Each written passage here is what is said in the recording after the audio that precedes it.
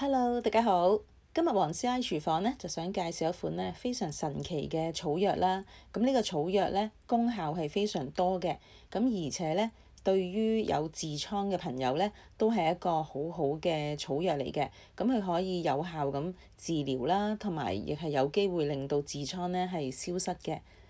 咁呢隻草呢，佢價錢亦唔貴，而且呢做法都好簡單。但係佢咧就可以好快咁樣就令到嗰啲痔瘡咧就消腫啦，同埋亦係止痛同埋止痕癢嘅。只要係堅持咁樣用佢，大概係一個星期咁樣啦，咁就除咗可以消腫止痛之外咧，係甚至可以係消失嘅。咁呢種草藥咧就係叫做蝦毛草啦。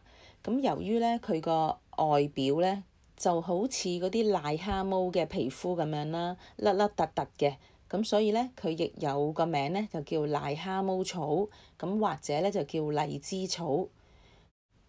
呢隻癩蝦毛草咧，佢嘅功效咧可以清熱解毒啦，亦係涼血利尿嘅，咁所以咧其實佢嘅性質咧就係偏寒涼嘅。咁另外咧，佢對於因為上火而引起嘅喉嚨痛啦，又或者係慢性支氣管炎同埋咳嗽咧，都係有一個好好嘅療效嘅。咁如果係有以上嘅症狀啦，即係咳嗽啦、喉嚨痛啊，或者係慢性支氣管炎咧，咁你可以用呢啲蝦毛草嚟泡水飲嘅。咁如果係新鮮嘅咧，你係大概可以用10克啦。咁如果係乾嘅咧，就用5克。咁你可以用嚟泡水啦，或者嚟煲水啦。咁啊，大概15分鐘，咁跟住咧就可以攞嚟飲用㗎啦。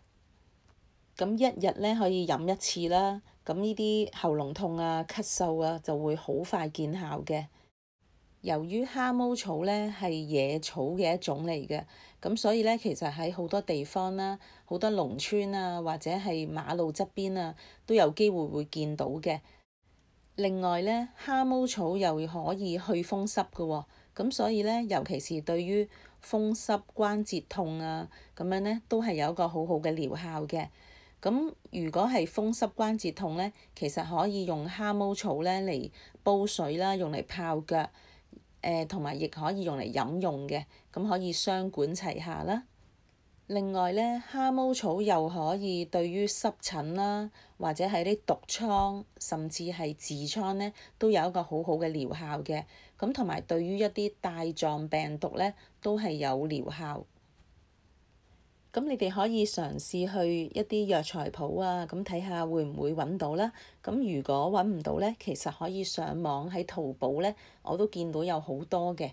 咁你最好揀一啲咧，就成棵。即係曬乾嘅咁樣買咧，就會我自己覺得好啲啦。如果想買新鮮嘅咧，咁我覺得就可以去街市賣生草藥嗰啲檔攤咧，可以試下問下有冇嘅。咁當你買咗呢啲蝦毛草返嚟之後咧，我哋就可以用嚟煲水啦。咁每次咧，你可以如果乾嘅啦，大概你就係用1兩啦。咁1兩咧就大概有7至8棵呢啲咁嘅蝦毛草嘅。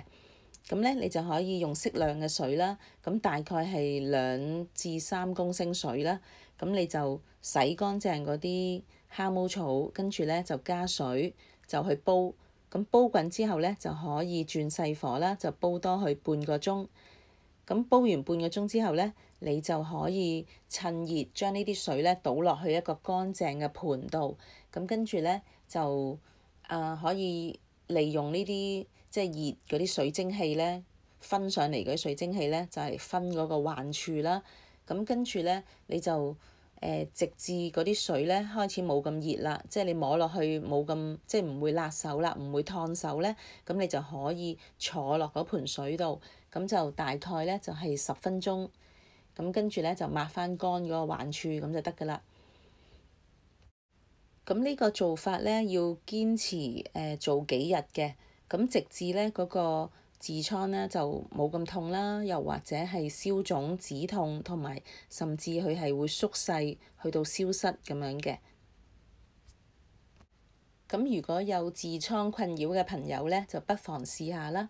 咁同埋咧，其實我自己之前咧都有介紹過我自己親身嘅經歷咧，就係用過一啲閃藥水，即係汗閃嘅藥水咧嚟噴嗰個患處，咁樣咧就都可以令到佢消失，即係佢會縮細嘅。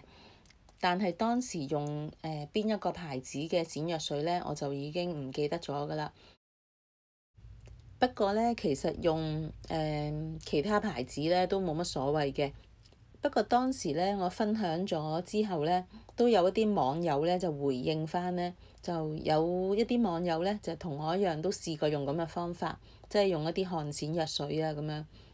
有啲係用汗閃藥膏，咁佢都係有效咁樣去，即係令到嗰個痔瘡咧縮細啊咁樣嘅。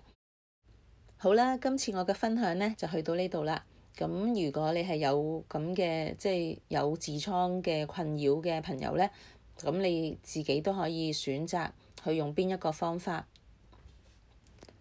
好啦，咁如果鍾意我條片嘅就 like、share 同埋 subscribe 個 channel 啦。咁同埋我又歡迎你喺片下面留言嘅。咁我哋下次再見啦，拜拜。